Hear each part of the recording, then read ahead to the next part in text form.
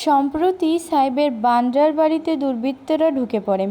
ওই সময় অভিনেতাকে ছুরি দিয়ে আঘাত করে পালিয়ে যায় তারা। গুরুতর জখম অবস্থায় মুম্বাইয়ের লীলাবতী হাসপাতালে ভর্তি করানো হয় অভিনেতাকে। পরে অস্ত্রোপচারের মাধ্যমে সাইফের শরীর থেকে 2-3 ইঞ্চি একটি ধারালো বস্তু বের করেছেন চিকিৎসকেরা।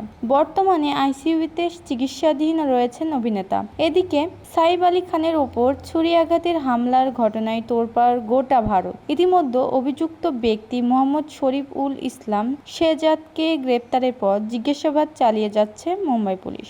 অভিনেতার এই সময়ের শারীরিক অবস্থা বিবেচনায় তার কাছে পরিবারের বাইরে কাউকে আসতে দেওয়া হয়নি।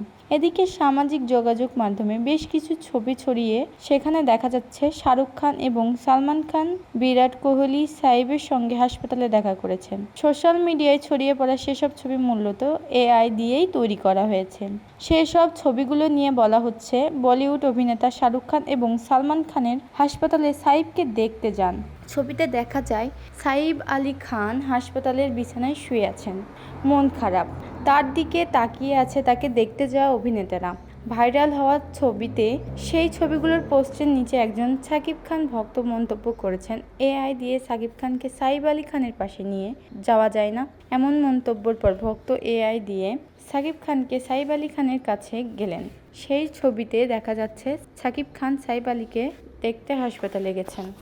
চিত্রনায়িকা শাহ হুমায়রা সুভা এমপি ও মন্ত্রীদের কাছ থেকে অনেক প্রেমের প্রস্তাব পেয়েছে। চিত্রনায়িকা শাহ হুমায়রা সুভা সম্প্রতি একটি সাক্ষাৎকারে উল্লেখ করেছেন যে তিনি সংসদ সদস্য, এমপি ও মন্ত্রীদের কাছ থেকে প্রেমের প্রস্তাব পেয়েছেন।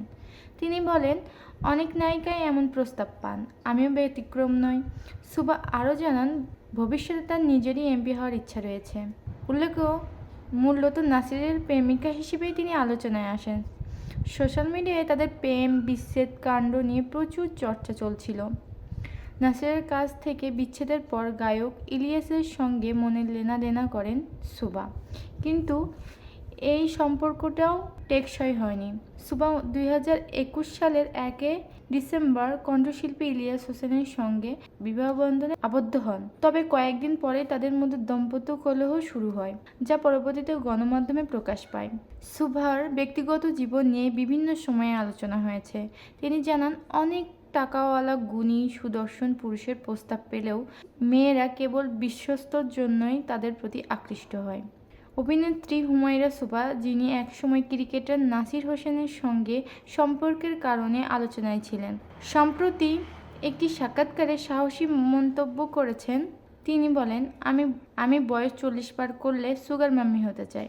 তার এই মন্তব্য সোশ্যাল মিডিয়ায় বেশ আলোচনার জন্ম দিয়েছে। ভক্তরা যেমন বিষয়টি মজা হিসেবে নিয়েছেন, তেমনি অনেকে তার এই খোলামেলা মন্তব্যর প্রশংসা করেছে। এমন সাহসী বক্তব্যর মাধ্যমে সুভা আরও একবার প্রমাণ করলেন যে তিনি নিজের জীবন নিয়ে বরাবরই সৎ এবং অকপট। তবে এই মন্তব্য তিনি শুধুই মজার ছলে বলেছেন নাকি এর পিছনে অন্য কোনো বার্তা রয়েছে, তা নিয়ে চলছে নানা আলোচনা। বলিউডের নবাব সাইফ আলী খানকে তার নিজ বাড়িতে ছুরি আঘাতের পর তোলপাড় শুরু হয়েছে ভারতীয় বিনোদন দুনিয়া। মুম্বাই পুলিশ 30টি ইউনিট নিয়ে অপরাধীকে ধরতে তৎপর। সিসিটিভি ফুটেজ এক দুর্বৃত্তের চেহারা ধরা পড়ার পর পুলিশের অভিযানে সাইফের বাসা থেকে 35 কিলোমিটার দূরে সন্দেহভাজন এক ব্যক্তিকে আটক করা হয়। ভারতীয় গণমাধ্যমের দাবি, ওই ব্যক্তিকে বাংলাদেশি নাগরিক হিসেবে চিহ্নিত করেছেন পুলিশ। তবে এই দাবিটি নিয়ে তৈরি হয়েছে বিভ্রান্তি। কিছু ভারতীয় মিডিয়া দাবি করেছে আটককৃত ব্যক্তি মোহাম্মদ সাজ্জাদ নামে পরিচিত, কিন্তু গ্রেপ্তার হওয়ার ভয়ে সে নিজেকে বিজয় দাস হিসেবে পরিচয় দিয়েছে। অন্যদিকে টাইমস অফ ইন্ডিয়া প্রতিবেদনে আটক ব্যক্তির নাম মোহাম্মদ শরীফুল ইসলাম শাহজাদ উল্লেখ করেছেন এবং বলেছেন যে তিনি 6 মাস আগে বাংলাদেশ থেকে ভারতে প্রবেশ করেছেন। তবে এই ঘটনার একাধিক নাম ও পরিচয়ে বিভ্রান্তি সৃষ্টি হয়েছে।